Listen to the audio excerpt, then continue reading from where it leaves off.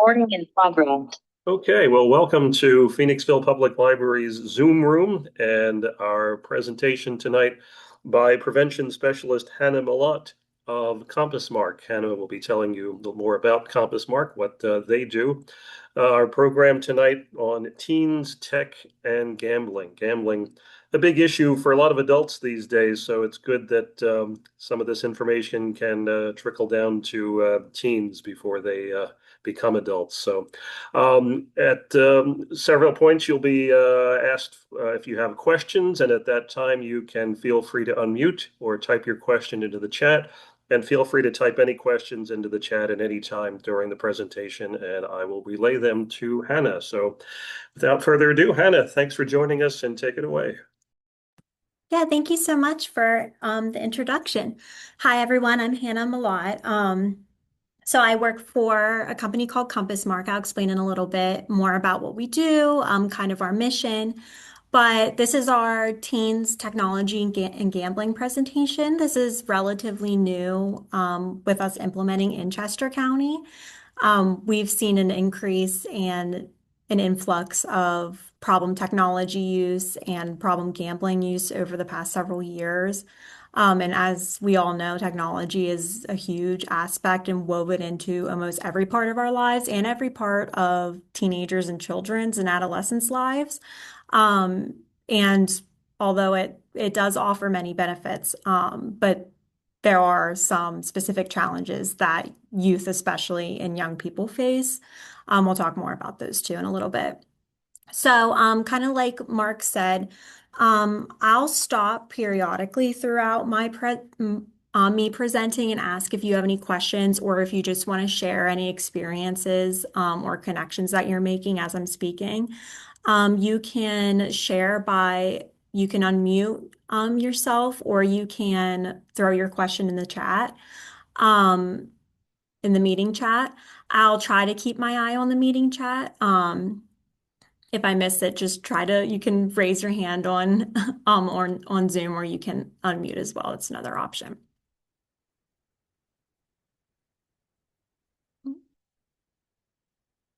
So Compass Mark, we're an addiction prevention organization. So basically what that means is lots of really, really smart people looked at why do some people struggle with substance use? Why do some people struggle with problem behavior and addiction and other people don't? So prevention is we try to look at the root cause, and a lot of causes happen in childhood. So certain risk or protective factors somebody has as a child definitely plays a role in their mental health and well-being throughout years as they get older.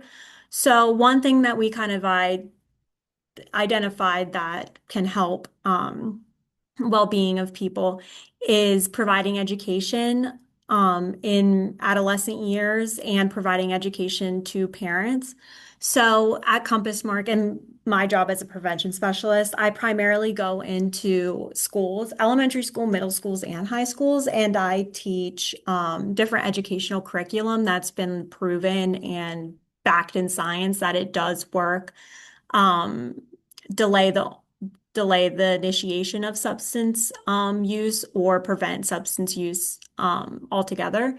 So some of the programs that we have are focused on e-cigarettes and vapes. Some of them are focused on social and emotional learning skills. So just how to manage anger, how to problem solve in healthy ways, how to have healthy and how to build healthy relationships. And then we also kind of just started a new program and it's about teens and technology. So we go into schools and teach teenagers how to use technology in a healthy way. Um, and also we do touch on gaming and gambling too in there. So I found that that has been really useful so far. And then we also provide programs like this to parents, to also educate parents about trends of technology use or and kind of what helps kids use technology in a healthy way.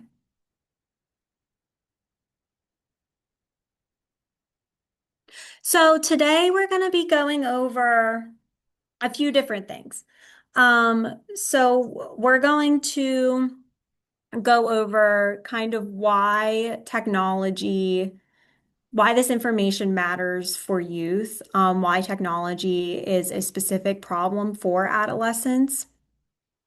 We're going to talk about different trends in different trends with tech and with youth and adolescents to kind of understand what they're doing and the prevalence of certain problem use. We're going to talk about some of the benefits of technology use, and then we're going to talk about some of the risks and harms of technology use. Then we're going to touch on teen gambling. That's definitely a rising topic that has been coming to surface more recently due to the influx of accessibility because of technology itself. And then we're going to talk about final last part we're going to do is practical strategies and tips that parents and trusted adults can use to help develop their teens or adolescents healthy technology habits.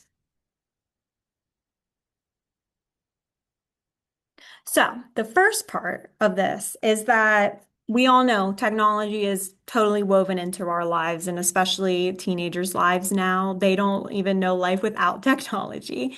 But it is in school, it is in socializing, it is in entertainment, it's in future careers. So it's really important that we teach them how to use it responsibly. Because technology is not all bad, and that's not what I'm here to say. Um, and not every teen that uses technology is at risk, and it can be an incredibly useful tool. But it's important that we help them use it in healthy and balanced ways.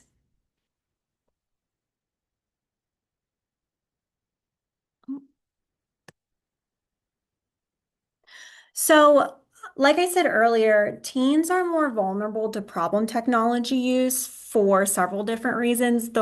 One of the main reasons is their brains. Um, we know teenagers' brains are not fully developed. So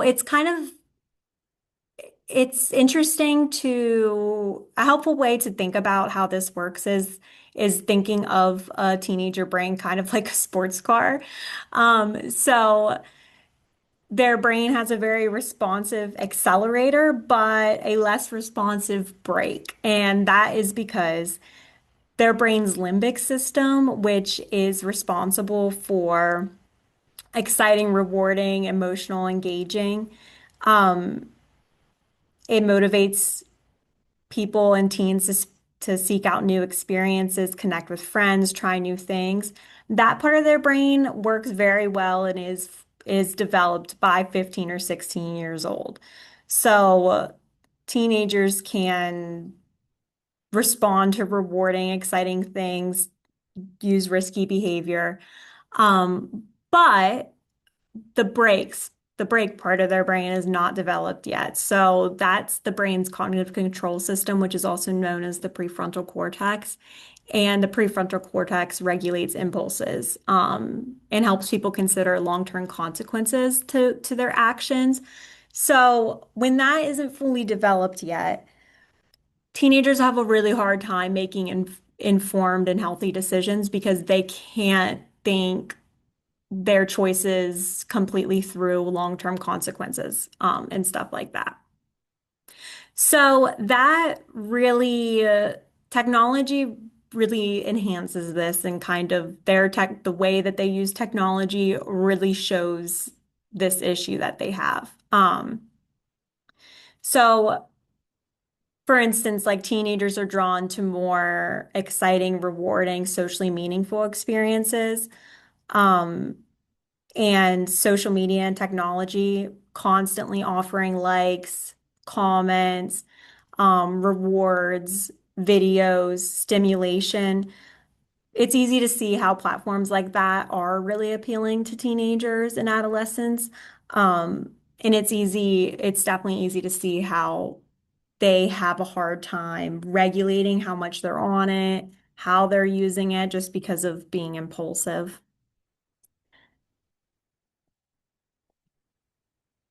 Understanding this definitely helps us understand why teenagers can do the things that they do. Um, Sometimes it can leave us looking at them like, why did you do that? Like, why did you think that was a good idea? And a lot of times they don't even know that for themselves either. And again, it's because of the overactive gas pedal and the less developed brake system. So they feel emotions more intensely. They seek exciting, rewarding experiences. They act before they think. They take risks. And it doesn't mean that they're careless, lazy, disrespectful. Um, a lot of this behavior is mostly because their brains aren't fully developed. Um, so next, we're going to look at some trends of youth technology use. So how are they using it? Um, what are their experiences on technology? So today there's about, well, in 2023, there was about 400, 4 point, I'm sorry, my words are not coming out clearly. 4.9 billion people worldwide use social media. Um, that's a lot of people. So that's a major part of the way that not even just adolescents, because that's all ages, that statistic is all ages worldwide. But that's a huge indicator that social media and technology are a huge way that we communicate, learn, and spend our free time. More than 46% of teens report being online almost all of the time. So that shows that, and the statistics and studies show that teenagers are primarily spending their time texting friends, watching YouTube videos, watching TV, watching movies, um, TikToks, again, like videos, gaming, or using social media. That's like the primary, most common things that they're using technology for. Um, Another part of that's interesting about 46% of teens being online all the time is that teens have a really hard, difficult time stopping and limiting their tech use. And that statistic definitely directly shows that.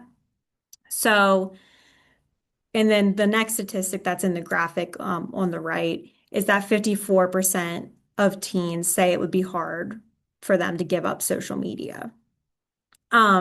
So that does definitely correlate with them also reporting they're online all the time. So, and there are reasons for that, like why it is hard for them to give it up, why they're on it all the time. Platforms and games and apps, they're designed to get people to keep playing. They're designed to to make you feel rewarded when you're playing. And that's because certain aspects of them, like just the bright colors, sound, stimulations, the game's giving you rewards when you pass a level or win something, getting likes, comments, seeing constant new information, um, all of that activates the reward center in your brain. And as we just heard by how teenagers' brains develop, the reward center of their brain is the main part of the brain that they're using. Um, so when the reward center of someone's brain is activated, your brain releases dopamine, and dopamine is used to teach you to keep doing something. So, and a lot of times, like technology and video games and stuff, it releases higher amounts of dopamine than normal, everyday healthy things do that release dopamine. So it can become very addicting for teenagers, especially online, and they can have a really hard time limiting their use and stopping their use.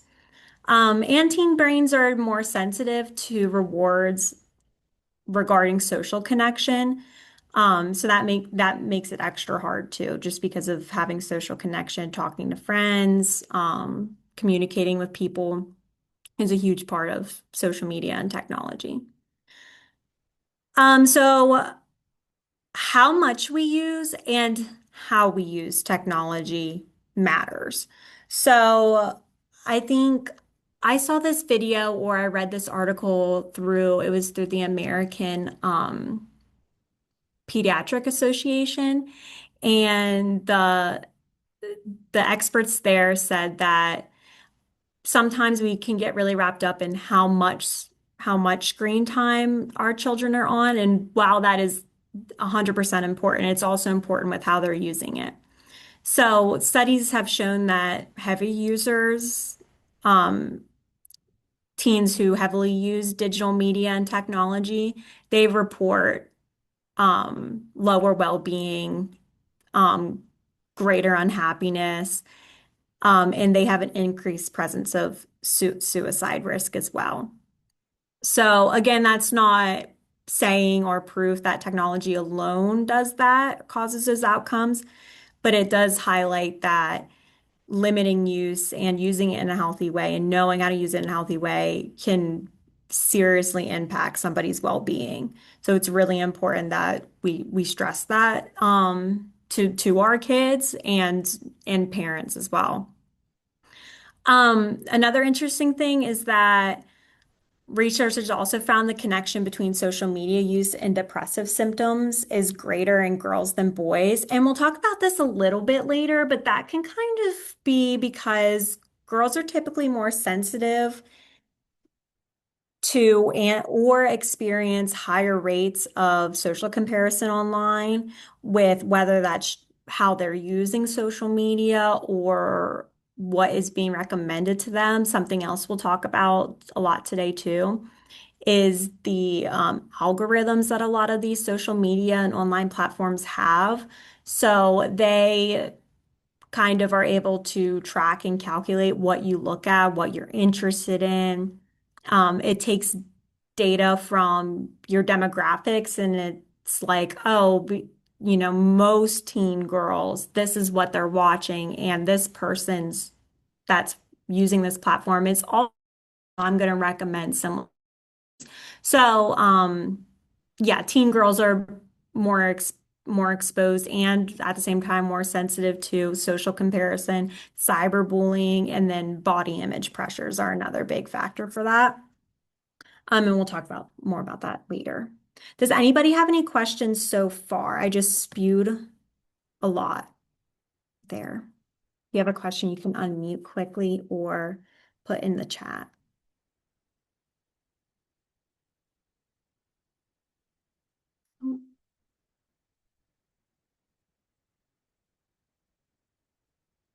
Okay, I will continue. So, kind of shifting gears here a little bit. Around 2014 or so, researchers and educators started to see a huge increase and shift in young adults' mental health and well-being. College campus and on college campuses specifically, that's where it was first noticed. So students were reporting higher rates of depression and anxiety and other mental health concerns, more than they had before, more than previous generations. So at the same time, technology was rising. There are major changes in how young people were interacting, using technology. There were constant development of new things coming out, like smartphones and different apps, different uses for technology. It was becoming a bigger part of people's everyday lives. Um, so experts started to explore reasons for these changes, and they started looking at early childhood experiences, and early childhood development as a possible clue to what is happening. Why are young adults experiencing increased mental health issues? And they found one of the things that they found that could be a possible reason for these changes was the decline in play-based childhood. So this kind of means that children started having less opportunity for unstructured, independent play. Um, So that kind of looks like when technology started increasing, whether and again, we can't correlate the causes exactly, whether that made parents have more fear to allow their children in the real world because of negative things they were seeing on technology, or whether that was because children were inside more using screens. It's hard to say, but there was a decrease in play-based childhood. So there's a decrease in unstructured, independent, like kind of unsupervised play. When children have the opportunity to engage in free play, um, they practice important life skills. So and we know that whenever they're playing, especially playing with somebody else, they have to navigate disagreements together. They have to learn how to communicate with others. They have to learn how to make decisions and problem solve. Um, they have to learn how to recover from their mistakes kind of independently on their own. And these experiences help their brains process the world and remain in discover mode. So, discover mode is when kids are able to feel safe enough in their environment to be curious, to be social, eager to try new things, solve problems, and learn. So, when children feel safe to do that, they do it. And also in previous generations, kind of before the rise of technology, um, children gained experiences and were exposed to their environment kind of gradually. So it kind of they were allowed more access to their environment kind of step by step. So it kind of starts with their family, kind of expands to neighborhood, then it expands to school, and then it expands to more larger community connections. And the gradual exposure allows kids to learn that small part of their environment, kind of master it, kind of become confident in their skills to know what's happening. They can feel in control, that they can navigate obstacles if they come. And then, of course, over time, when a kid goes to school or starts playing sports and stuff like that, they gain more access to their environment slowly but surely, and then that helps them feel resilient and confident in themselves to navigate challenges and navigate new situations. So another like aspect of what technology has done is it's changed the way that young people, children, adolescents, and adults experience the world. So if because of children having more access to information, having more exposure to social situations and world events through media and their phone, that kind of makes them feel very overwhelmed and out of control, socially threatened. Um, and all of those aspects cause a child's mind to shift into defend mode. So, in defend mode, that's when a child's brain is just focused on dangers and um, scanning for dangers and focused on safety. They avoid risk and they don't feel safe enough to explore and learn. And again, just because of social comparison, um, constant feeling of overwhelmed can lead somebody's brain to stay in that mode. So again, technology is not the only contributing factor to this, and it's not going to create problems like this for every child, but it's definitely something to be aware of. Um, and for parents to try to help their kids experience.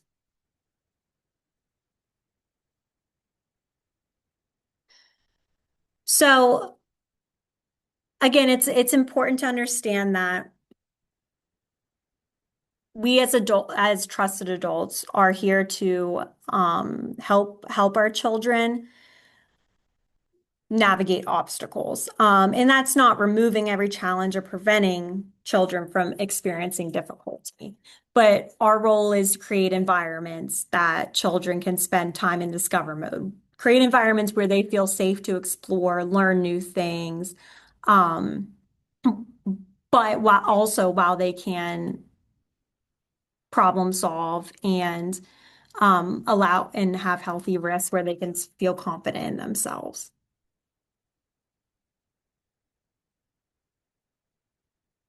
Does anybody have any questions right now before I get into the next, kind of our next section?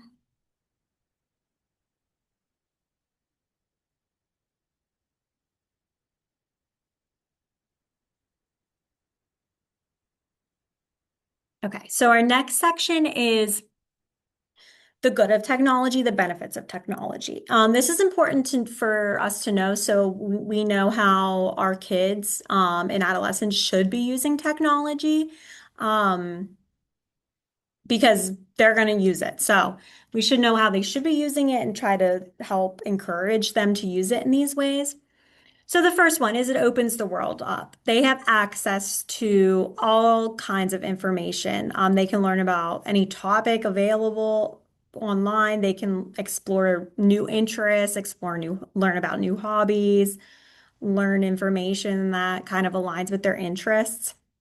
Um, and when people gain knowledge and discover new interest, it strengthens their motivation, right? So when you are learning new things and constantly learning, you keep wanting to learn. You train your brain that that's important and that makes you feel confident to navigate life.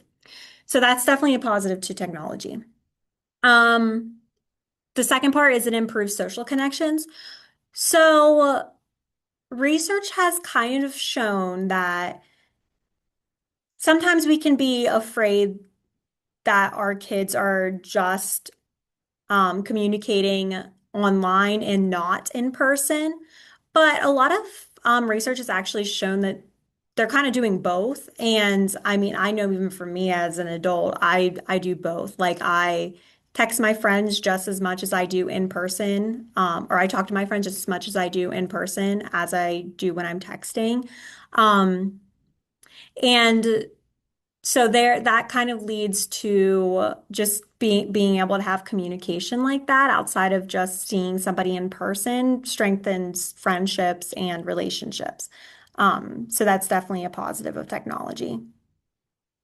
It helps people maintain friendships where maybe somebody moved away or they can connect with people with similar interests. Feeling of belonging and identity is another important part. So this kind of helps people who maybe live in a small area or they're not exposed to, or maybe they feel like they're different or isolated from people around them. That technology can definitely help them connect with communities where they feel like they belong and where they feel like they um, are surrounded by people who are similar to them. Gaining new communication skills is another important part. So, an Oxford Internet study, and it was done in 2013, I believe. It examined 200 teens over the span of 3 years and kind of tracked their communication skills. And it was found that they did increase their communication skills and had increased communication skills. Um, and that was verbal and as well as written.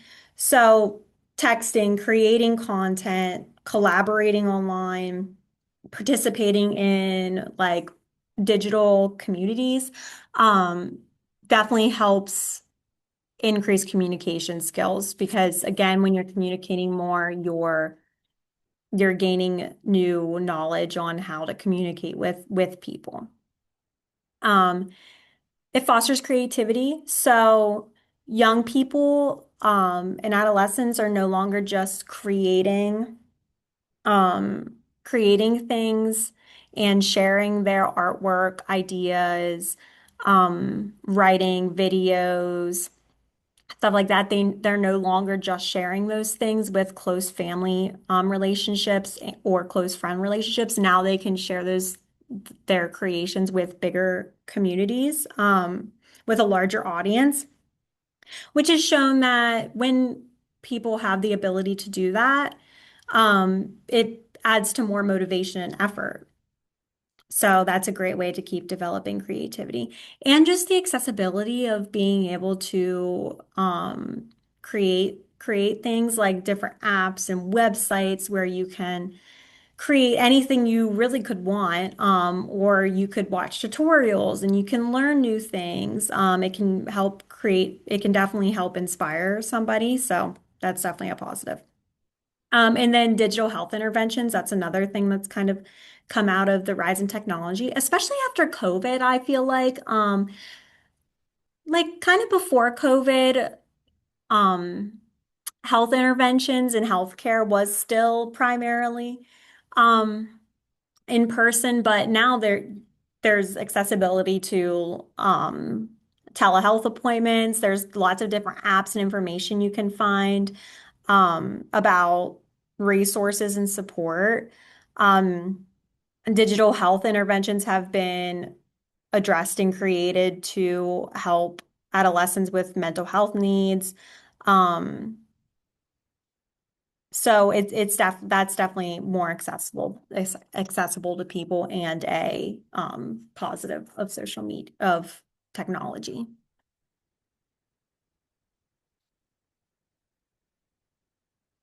Okay. So, of course, where there's positives, there's also risks and harms. So the first part of this is increase in cortisol. So again, our phones are designed to keep us connected. Parts of platforms, apps, how they're created, that's what they're supposed to do. So because of that, because of our want, need, impulse to constantly check our notifications, constantly check our messaging, constantly check social media, it can activate our body's stress response. And when our body is stressed, it releases a hormone called cortisol. It's cortisol is produced by the adrenal glands in your body. Um, and engagement in digital media increases cortisol. Another part of this is that use of technology also decreases the production of melatonin, which is it's a very important hormone to regulate sleep. So an important part of this is, again, because sleep is so important to adolescent development and just people's well-being in general, it is recommended that you create boundaries re over technology and sleep, especially. Whether that's not allowing like an adolescent to have their phone in their room at night or not use it until a certain time at night, just so that there's not an interference with sleep. So that's definitely one of the main harms of tech use. It can lower self-esteem and body image. So again, because of that constant comparison to other people, and most people are only posting the highlights of their lives on social media. So when you're seeing somebody else through the lens of their chosen best moments of their lives, that can, especially for teenage girls who are very susceptible to that can create definitely lower your self-esteem and create body image issues, body dissatisfaction, and increased concerns about appearance, or just feelings that you're not achieving, you're not as successful as you want to be. It's that constant comparison. Um, the next part is distracted development. So this is an important part that I find really interesting. So excessive technology use can interfere with sleep, which is what we talked about that with cortisol and melatonin production. Um, but it can interfere with physical activities, school responsibilities, hobbies, and face-to-face relationships. So when somebody is using technology excessively all the time, they're not engaging in other healthy things in their life. And again, that kind of comes from because technology can increase and produce a lot of dopamine in someone's brain where normal, everyday, healthy activities produce dopamine as well. But if they're primarily getting dopamine from their phone and technology, it can make other aspects of their life not feel as rewarding to them. Um, and then if you're not using your brain for skills and responsibilities and other important aspects of your life, their brains aren't going to develop to use those parts. So, like for instance, studies have looked at young adults' brains who have used technology excessively in their adolescent years, and they have found that the young adults who use excessive technology use in adolescent years, their brains had less neural pathway connections in the prefrontal cortex than healthy controls did. Um, and that's primarily, again, due not necessarily that technology caused the decreased neural connections, but because of the excessive technology use, they weren't doing other things and practicing other skills that are needed to develop the prefrontal cortex. Um, so they weren't hanging out with friends, they weren't playing a sport, they weren't engaging in schoolwork, they weren't practicing memory, they weren't problem solving because they were relying on technology for all of that. Um, Attention's another one too, like especially with short videos and stuff like that. Our brains don't develop to have long attention spans that are needed. Memory is another one too. If we're not practicing memory, it doesn't develop. Same with decision making. If we're not practicing making decisions and problem solving, it's not going to develop. Organization's the same way. Um, so it can definitely result in our brains not developing in a healthy way. And then number four is heavy use equals decreased life satisfaction. So some research has shown that increases in social media use during adolescence are associated with decreased life satisfaction. And this is especially noticeable during certain developmental periods. So, female brains typically develop a little bit faster than males. So 11 to 13 for girls and 14, 15 for boys. This is very prevalent. So if um, girls who are 11 to 13 are using social media a lot, and boys who are 14 to 15 are using social media and technology a lot, they're going to have a decreased life satisfaction. Dangerous content is another thing to be aware of.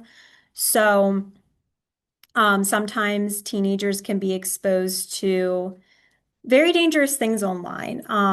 Maybe they're exposed to things that they wouldn't see otherwise. So, whether that's racism, hate speech, um, or content that just promotes dangerous behavior, like disordered eating, self-harm, substance use.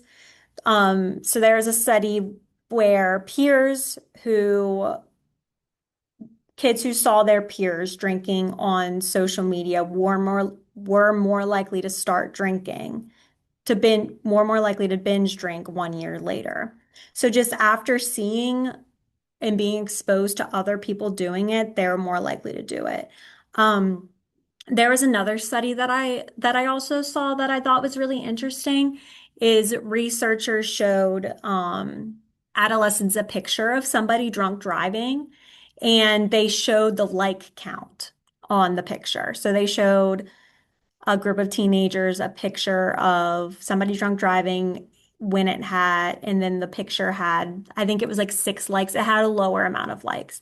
And then they asked them, how do you feel about this post or picture? And the teenagers reported that, oh, it's not safe to drunk drive. They shouldn't be doing that. And then the researchers showed teenagers the same picture of people drunk driving, but this time it had a higher like count on it. And when that picture was shown, they said, like, oh, maybe drunk driving isn't as dangerous as I think.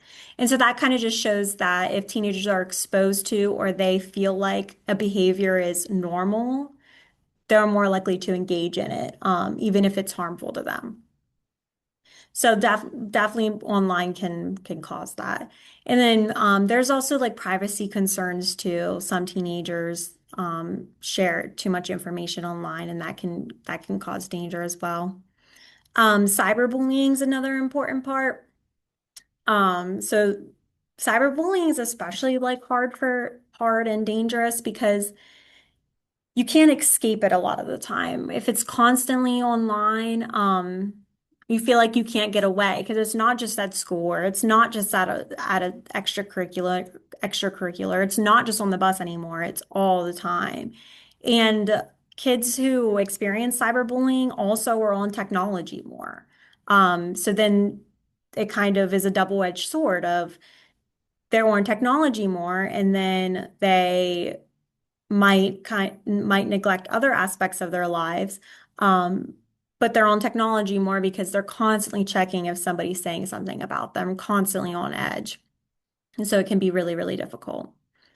And then, of course, our next, the bad part of technology is gambling, which I'm going to go into more in the next couple slides. Does anyone have any questions or comments or connections about this slide or about the risks or harms of technology?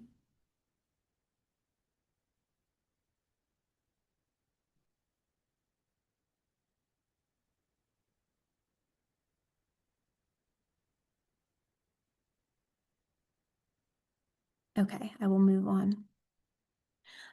So, this has become a very kind of hot topic and a rising concern. Um, we've seen increased problem gambling within the adult population, definitely for a little while, and now it's kind of trickling down to youth. Problem gambling is especially dangerous for youth and teenagers. Again, it's that aspect of because of brain development. Problem gambling just uses all the parts of their brains that are rewarding to them, the risks, the impulse, the reward. And then of course it's really hard for them to stop and think of long-term consequences. So it can definitely snowball. And that's reflected in a lot of data too. So a lot of data that's come out, there has been higher rates of problem gambling even in younger ages. And again, that's evidence of youth struggle with this more because of brain development. So here's some data with how prevalent it really is now and kind of what demographics are more susceptible, or it's more popular and for use. So 159.6 million youth under 18 have gambled in 2024. Gambling is illegal. The legal age of a lot of gambling and sports betting and stuff is 21.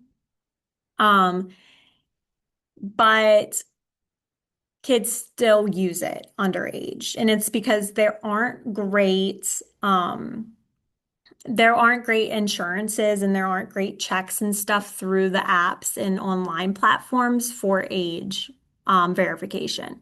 So some kids are just taking their parents' IDs. Some kids are um, can just get through the verification in multiple different ways, lying about their age, using somebody who's older's ID, whatever it is, they're getting through those kind of safety precautions. Um, so it's definitely something to be aware of.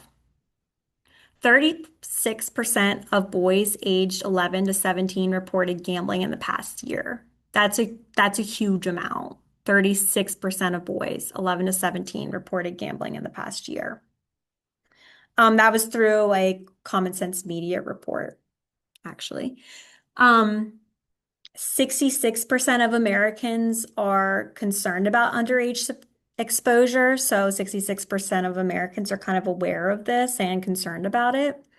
Another important part of this is 59% of teenagers and boys who gambled said that they saw gambling content or learned about gambling content because it started showing up in their feed. So that's another important thing that's kind of happening right now on social media, is that the gambling technologies and apps and companies, they are marketing themselves to younger people. And again, it's because they know that younger people are more likely to keep betting even when they're losing. They're more likely to experience problem gambling. They're more likely to gamble in general, gamble excessively. So they market towards younger people. Um, so that's just something to be aware of too, and explain to kids. When I explain that in our teens in tech curriculum to kids, they are amazed and they feel very manipulated. They're like, "Oh my gosh, they're manipulating me." So that's definitely an important aspect of this. And then 1 in 3 young people would face gambling addiction alone instead of seeking help. So that's a really unnerving statistic, and that's definitely a problem that has arose from gambling online and technology, is that people no longer have to go to the casino and be around others when they're gambling. When you had to be around others to gamble, that was kind of a little bit of a barrier or protective factor, was that other people are going to see if you're losing, or they're going to see, other people are more likely to influence you. But when it's online, you're alone, you're isolated, you're going to keep it to yourself and you're going to keep people keep going. So next part is, how are teens gambling? So a lot of teenagers are using online sports betting apps. That's a major avenue. So gambling apps, they're regulated through the states. So depending on what state you're on, depending on what state you live in, there are different laws regarding gambling. So some states allow sports betting, and Pennsylvania is one of them. Um, and sports betting now is also kind of tricky and extra harmful and dangerous because you can make bets on anything. You can't just, you can make bets on if a certain player is going to score, or if a certain player is going to get X amount of touchdowns or goals, or if you can even bet on how many points each team is gonna score. So, and also you can keep betting throughout the game up until the second that it ends, or the second that's whatever you bet on happens. So that can cause a lot of issue too. So that's a major avenue that young people and teenagers are using. Fantasy sports leagues can kind of blur the line of this too. Um, and then video game loot boxes are another aspect of this that teenagers are seeing and kind of coming across. So these video game loot boxes, they allow players to spend real money to hopefully get a chance to win in-game items and prizes. Um, so it's like if you need this certain amount of tokens to get to the next level, um, you can spend real money to get this. And so that's happening a lot in video games. And that kind of looks like gambling. And that kind of seems like gambling, so that when youth are exposed to gambling, they're like, oh, it's kind of like video games. And then also, another aspect to this to be aware of is that prediction markets are a new upcoming thing. So, prediction markets are regulated differently because they are not considered to be gambling. When you bet on a prediction market, you are betting against somebody who is having the opposite opinion as you, not the house or not the business anymore. The age is lower, it's 18 with prediction markets. And prediction markets, you can place a bet on anything. It's not just sports. It can be bets about a reality TV show, who's going to win a reality TV show. You can place bets on politics and different things happening, the weather. And kids and teenagers are very, very aware of this, more than I even was. They're very aware of these things. So it's definitely important to stay informed about those. And again, those are especially dangerous because they're not marketed as gambling and they don't seem like gambling, but they work exactly like it. And people are again likely to lose money. And these platforms are advertised a lot more, again, because they are not considered gambling. So they can advertise to younger groups of people. So, some warning signs that a teenager or somebody is experiencing problem gambling or struggling with gambling. Preoccupation with gambling, thinking about it all the time, talking about it all the time. Mood changes. So, someone being moody, or having kind of mood up and downs, being kind of irritable or restless or anxiety, secretive behavior, so hiding phone usage, lying about what they've spent their time doing, lying about what they've spent their money on, unexplained financial issues, so frequently asking for money, or you're noticing missing valuables around your house or missing things, withdrawal from normal life, so losing interest in activities that aren't about gambling or technology, losing social interactions, and then chasing losses. So trying to win back money that somebody has already lost is definitely a huge warning sign that someone's experiencing problem gambling. So back to the practical tips of what we can do as adults. Is the first recommendation is adult monitoring, especially for ages 10 to 14. So, ongoing review, discussion, coaching around social media content, and just what you allow your kids to, how you allow your children to use their technology. Um, Again, just discussion about that with children. Reviewing, is this boundary or rule working? Is it not? And then autonomy and privileges for children can increase as they learn digital literacy and as they prove that you can trust them with it. Um, and then the next part is setting limits and boundaries.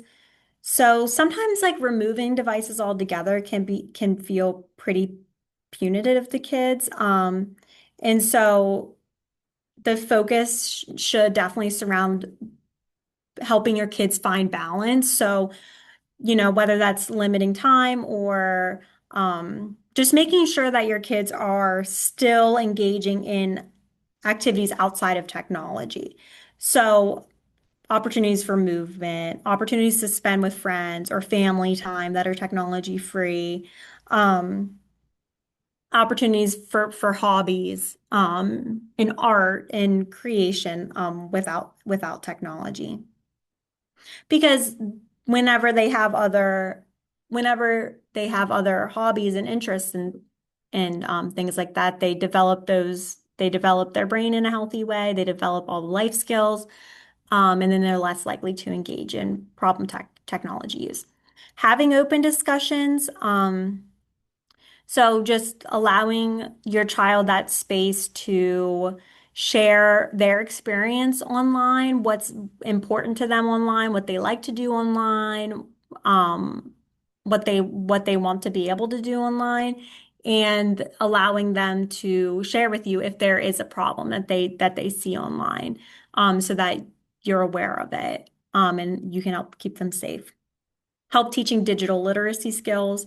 So teaching them how they should use their phones. So how to remain private online, how to kind of distinguish misinformation, and things that are untrue. That's a really important thing now, especially with AI. Um, and because of AI, definitely too, like teaching them um, healthy ways to use it. Um, Teaching them how to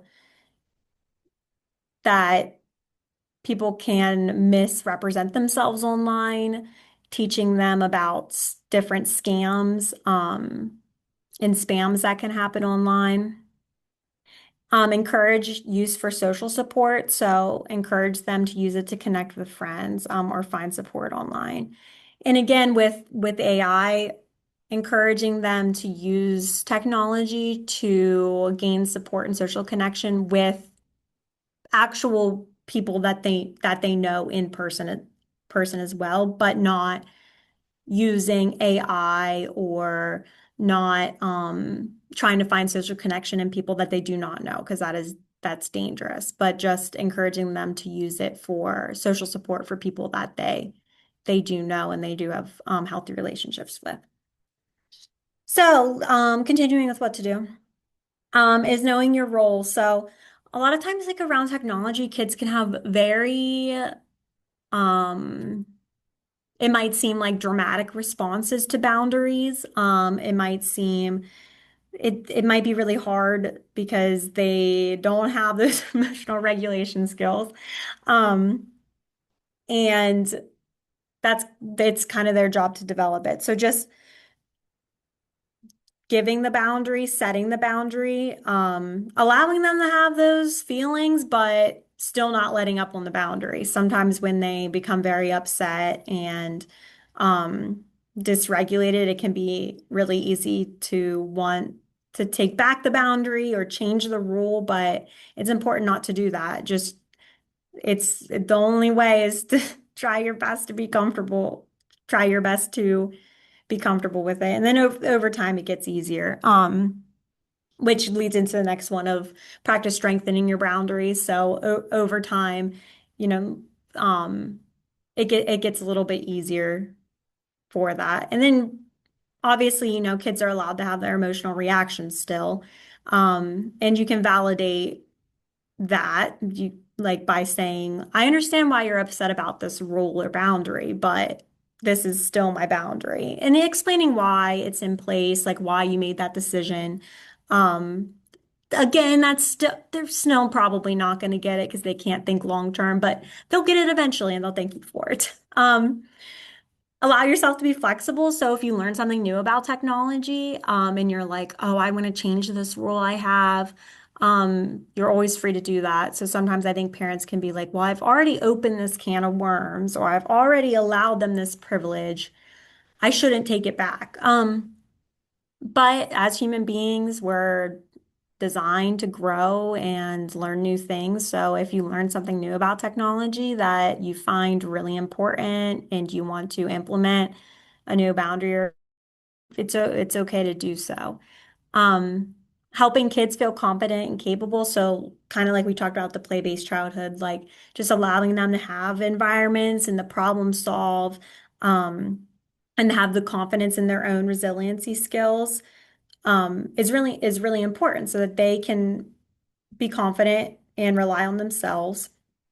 And then you can do that by allowing them to solve their own issues without immediately jumping in. Collaborate with other families. So talking to other families or your child's friends' parents about kind of their rules with technology. Um, and like, because sometimes like if your child feels like they're the only one who's not allowed to have a certain app or privilege, that can be difficult. So if you collaborate with other families and stuff that kind of and you find people that align with your viewpoints on technology and values with technology, it's a little easier to deal with those actions. Um, and teaching your kid that just because everybody else has this privilege they still need to have it's still important for them to have their own autonomy and responsibility over their roles that they have. So that's all I have for everybody today. So if you want more information regarding technology use and or substance use in general, or just what Compass Mark is, this is our website. Some other resources that I recommend to people, or websites that I recommend to people that I find really useful regarding information about youth gambling or information for families about how to navigate technology use in adolescence is Common Sense Media is a big one. They have a bunch of great guides. They have that website touches any topic you could ever want to know about technology. So definitely recommend that. The American Association or the American Academy of Pediatrics, they have a lot of good guides too, and they have like family planning templates. So if you want to create boundaries or a family plan for technology use, they have a template for that. They have recommendations for that. They have lots of good stuff. They have lots of research too about it. Um, they have lots of like really specific recommendations as well. So those are kind of my main resources that I like. Does anybody have any questions or comments or like experiences that they want to share? Yeah, folks, you've been quiet. Anything from anybody? Feel free Um, to unmute. Yeah, this go ahead. this is Karen calling, and I apologize. I was very late getting here. We're away, and I totally forgot. Um, but in the future, I would love to have some of these things addressed to grandparents, which we are. Um, we now have a granddaughter who just left with my husband to go on for a bike ride, so we can talk about her. But she's going through a lot of issues with this one's my friend, that one's not my friend, that kind of thing. And she's really been super stressed out of it about it for months and months. Maybe at some point you could give guidance to the grandparents who things have changed so much since we grew up. That might help us too. Yeah, no, that's so helpful.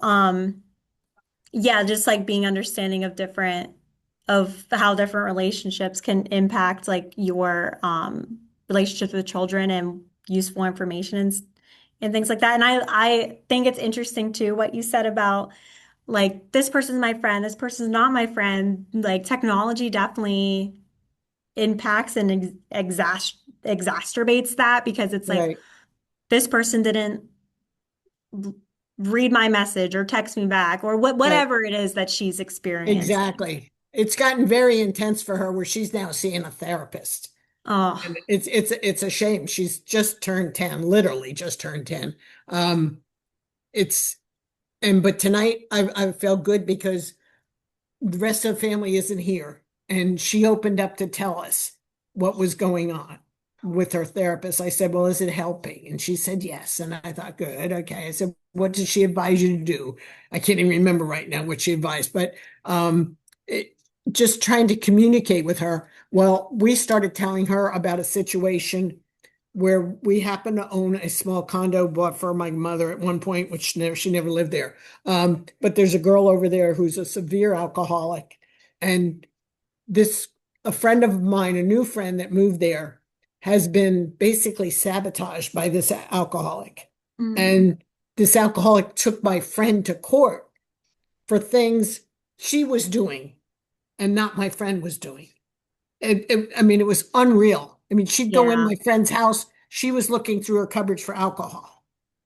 I mean, Wow. yeah, it's extreme.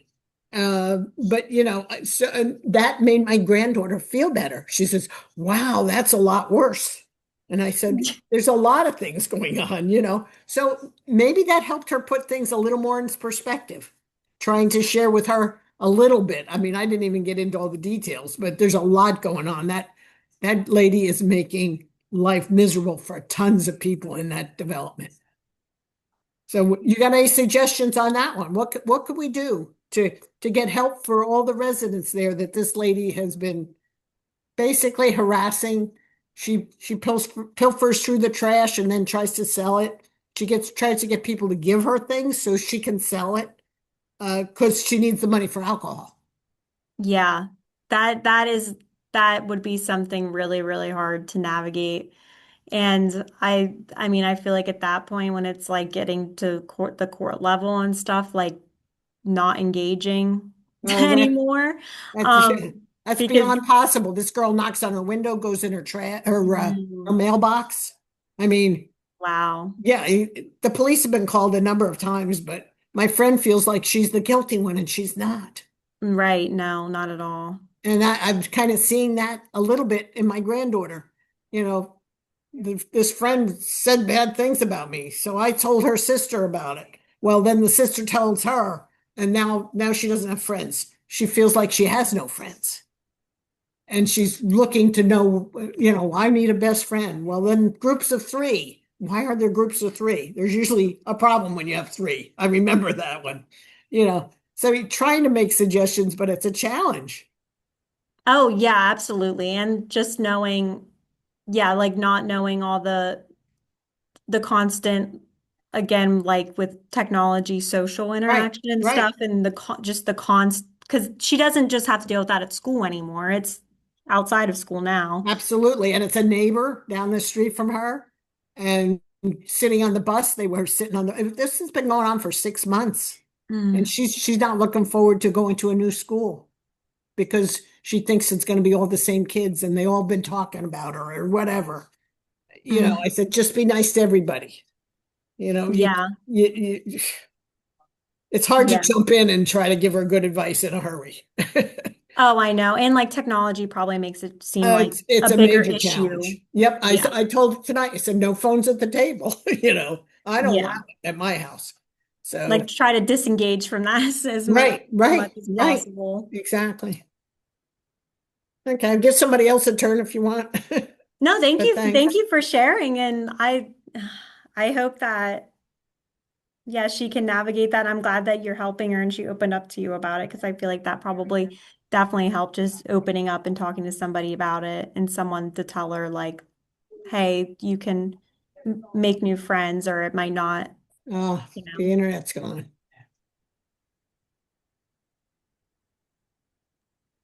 Anyone else? This is Jeannie. I was just going to say thank you, Kate. I have grandchildren that around that same age, but I haven't had those conversations with them. So thank you for sharing. I'll be on the lookout for things like that.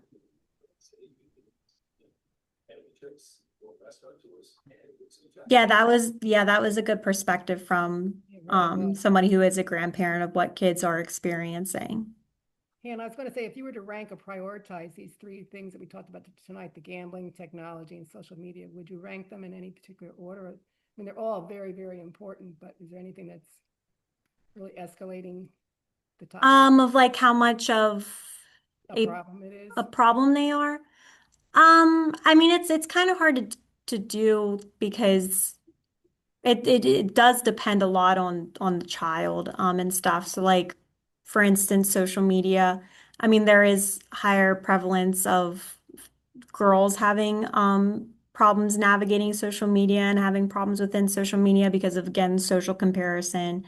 Um, they're just more sensitive and susceptible to body image and um, social comparison and negative feedback like that. Um, whereas boys are they can kind of fall into more issues with like gaming. There's higher rates of boys, teenage boys who are gambling. Um, and it depends again what they're doing on social media and how they're doing it.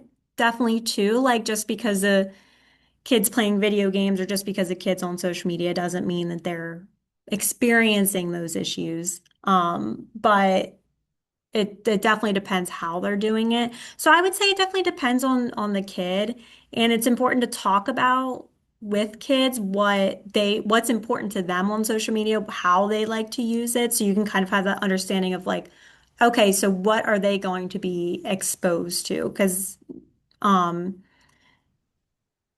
what are they more likely to be exposed to? Yeah, Does that kind of answer the question? it does. And I'm really naive to it too, because my social media is emails and texts. That's about it, and face to face. So some of the things I can't relate to the kids either with it. It's hard to learn everything new. Like kids say stuff to me when I'm teaching teens in tech, and I'm like, what is that? And then I have to go and research it later, and then I'll come back and be like, okay, I know what that is now. So like something that I kind of didn't know about that a lot of kids kind of talked about was um it was again more towards video games, and it was that they use like Discord and different apps and platforms to communicate with people through video games. Um, and that can be an issue sometimes because they're like not just texting or like chatting, they're like talking on their headsets. And so sometimes kids could be very impulsive with the information that they give out when they're talking to somebody on a headset, or like they can just be like impulsive with what they say. Because again, when you're kind of typing, you have more time to think about what you're going to say. So a lot of kids were saying that like people start saying mean things when they're video gaming, or people are giving out personal information when they're video gaming. So that's definitely something to be aware of if like a kid you know and an adolescent you know is using video games. Um, yeah, that was something that a lot of them talked about too. Okay, thank you. All right. Well, thank you so much, Hannah, for your presentation and engaging with our patrons tonight. Yeah, And thank you thank so you. much. Yep. Great to have you on. And thank you, everyone else, for Zooming with us tonight. All right. Have a good night, everybody. Take care. Thank you. Have a good night. Bye bye now.